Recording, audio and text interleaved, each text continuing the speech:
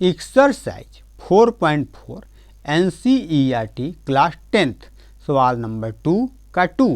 सवाल नंबर 2 पढ़ते हैं। Find the values of k for each of the following quadratic equations so that they have two equal roots.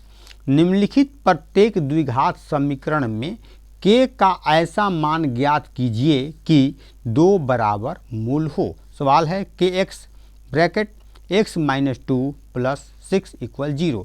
तो क्या करेंगे कि kx से x में मल्टीप्लाई करेंगे तो कितना होगा kx स्क्वायर, माइनस लिख दिए, और kx से 2 में करेंगे multiply 2kx plus 6 equal 0।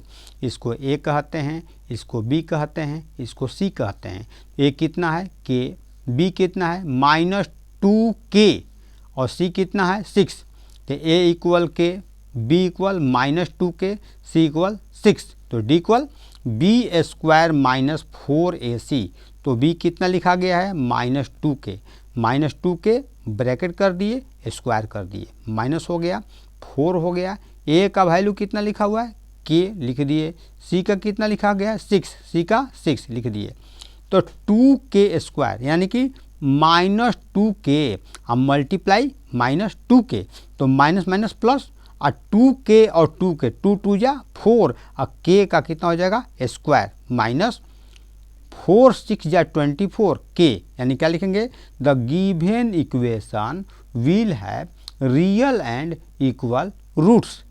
Real and equal roots तो हिंदी में क्या कहेंगे, दो बराबर वास्तविक मूल होते हैं।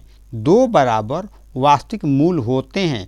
जब दो बराबर वास्तविक मूल है तो क्या कहेंगे d इक्वल 0। तो d इक्वल 0 कहेंगे तो क्या होगा, तो 4k square minus 24k equal 0, क्योंकि d के स्थान पर 4k स्क्वायर माइनस 24k लिखा गया है। तो d के स्थान पर लिखे हैं 4k square minus 24k equal 0। तो अब क्या करेंगे, इसमें से 4k कॉमन निकाल देंगे।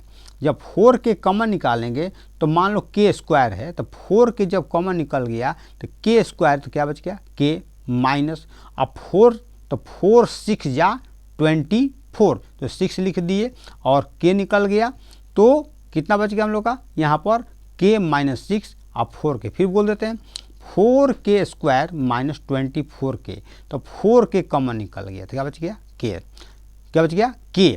अब 4k जब यहाँ निकलेगा 4 6 जा 24, तो 4k निकल जाएगा तो क्या बचेगा 6, यानी कि 4k bracket k minus 6 equal 0। 0 इसके लिए भी है और इसके लिए भी है। तो 4k इक्वल 0, तो k इक्वल 0/4, तो कितना हो जाएगा 4 से 0 में डिवाइड करेंगे कितना होगा 0। अब k माइनस 6 इक्वल 0, तो k इक्वल माइनस 6 जो है इक्वल के राइट साइड आएगा प्लस 6, यानी कि k इक्वल 6 आंसर। और कितना प्राप्त हुआ, तो एक k का 0 प्राप्त हुआ, एक k का कितना हुआ 6, यानी k का 6 और k का 0। इस सवाल समझ में ना आवे तो 2 टाइम्स 3 टाइम्स 4 टाइम्स 5 टाइम्स देखिएगा तो सवाल समझ में आ जाएगा। जब सवाल समझ में आ जाएगा तो लाइक, सब्सक्राइब, शेयर और बेल आइकन को दबाना नहीं भूलिएगा।